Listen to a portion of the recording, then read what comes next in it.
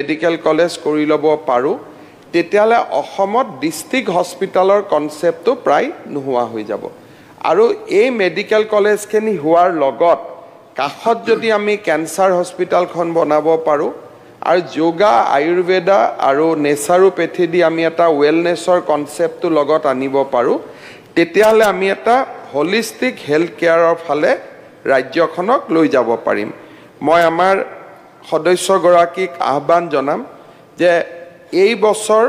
শেষৰ ফালে হোজাইত আমাৰ ডিপাৰ্টমেণ্টৰ টিম যাব মেডিকেল কলেজৰ কাৰণে মাটিৰ কাৰণে আপুনি ইতিমধ্যে 2-3টা প্লট যদি সাইট হ'ব পাৰে তেতিয়ালে হোজাই এটা বহুত ডাঙৰ সমস্যা এটা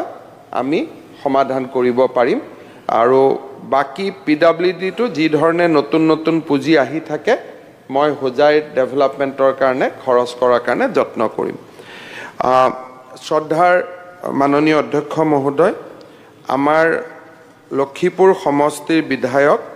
কৌশিক ৰয় ডাঙৰীয়ায়ো তেখেতৰ সমষ্টিৰ ডেভেলপমেন্টৰ বিষয়ে উল্লেখ কৰিছে মই সন্মানীয় সদস্য কৌশিক ৰয় ডাঙৰীয়াক ধন্যবাদ জনাম যে তেখেতে বিধায়ক হোৱাৰ পৰা লক্ষীপুৰ সমষ্টিত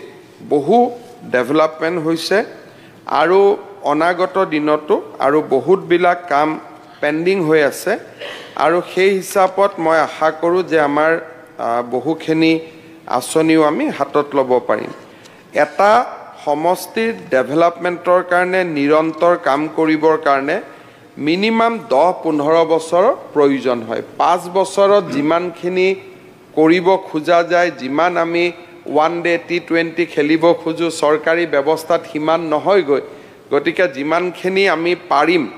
হিমানখিনি আমি 5 বছৰত কৰিম আৰু মই আশা কৰিছো কৌশিক ৰয় অহাবাৰো লক্ষীপুৰৰ পৰা এমএলএ হৈ আহিব তেতিয়া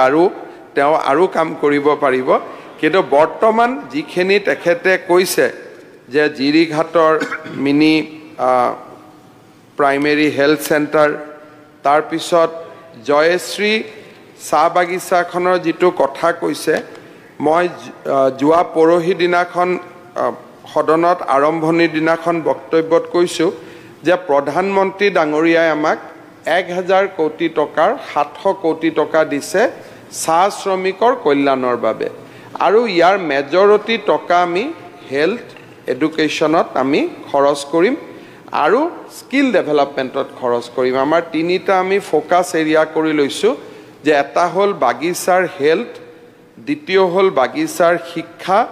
তৃতীয় হল বাগিচাত স্কিল ডেভেলপমেন্ট এই তিনিটা আমি ফোকাস কৰি লৈছো জয়শ্ৰী যিখন বেসিক্যালি আমাৰ লাবাক টি ষ্টেটৰ বা বিপি কেডিয়া কেন্দ্ৰীয় চিকিৎসালয় এই চিকিৎসালয়খনৰ যেটো কন্ট্ৰিবিউশন হেতু আমি জানো বৰ্তমানো তাত 3জন ডক্টৰ আছে কিন্তু এসময়ত আৰু ভাল